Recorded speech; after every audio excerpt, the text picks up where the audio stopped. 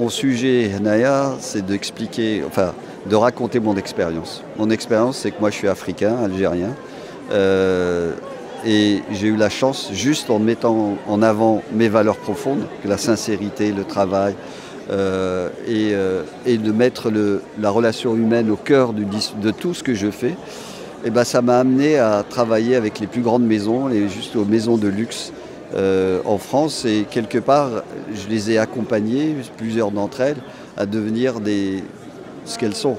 Et j'ai participé, j'ai eu la chance de participer à ça sans renier qui j'étais. Et là, le message que je dis ici, c'est que en fait, le plus dur, en fait, pour toutes ces maisons qui veulent devenir les meilleures dans le monde, c'est d'avoir cette âme que nous, on a d'office. Nous, on est nés avec. Donc, on a la chance de pouvoir, d'avoir en nous la possibilité de créer de la valeur. Pourquoi? Parce qu'on se met ensemble. Pourquoi? Parce qu'on est généreux. Pourquoi? Parce qu'on est dans une société de partage et de volonté d'avancer ensemble. Et aujourd'hui, l'Afrique, elle a des richesses, elle commence à en avoir conscience. Et elle a d'autres richesses, qui sont des richesses naturelles, mais aussi des richesses de la jeunesse. Et lorsque vous combinez ces deux richesses, vous avez l'énergie de la jeunesse et les moyens de ce que peut vous donner votre territoire, vous ne pouvez que créer des choses extraordinaires. Mais la règle, c'est de pouvoir associer et de valoriser la création. C'est-à-dire qu'aujourd'hui, malheureusement, nos créateurs, etc., ne sont pas assez valorisés. Les valoriser, c'est leur donner les moyens. Et que ces moyens-là, ils sont largement récompensés par le résultat qu'on obtient, par la valeur ajoutée, par la valeur de création. Donc ne nous concentrons pas sur les coûts, concentrons-nous sur la valeur créée.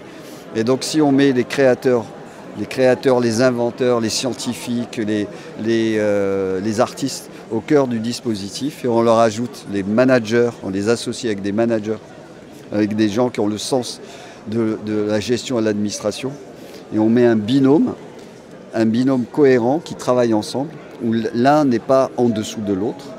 Et c'est très important. C'est-à-dire que la création ne peut pas être en dessous de...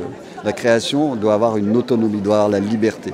Donc il faut être au même niveau et il faut dialoguer. Ce dialogue crée de la richesse. Et on est en Afrique à un moment clé où on peut le faire. Il faut avoir des grandes ambitions. D'accord ? Et les grandes ambitions, c'est beaucoup de projets.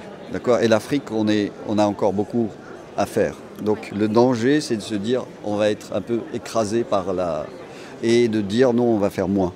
Non. Moi, ce que je dis, c'est qu'il faut faire très très bien, mais à la hauteur de ce qu'on peut faire. Donc faisons un petit exemple, mais très très bien. Ce petit exemple, il peut faire tache d'huile. Il va donner l'exemple aux autres, et donc on ne sera pas tout seul à reconstruire l'Afrique. Mais si on construit un petit bout de manière exceptionnelle, on va faire tache d'huile. On va générer une action qui va dans ce sens-là, c'est-à-dire à droite et à gauche, et on va se dire c'est possible, donc moi aussi à mon niveau je vais faire de l'excellence, et l'excellence qui va jouxter de l'excellence, et à la fin on va pouvoir y arriver.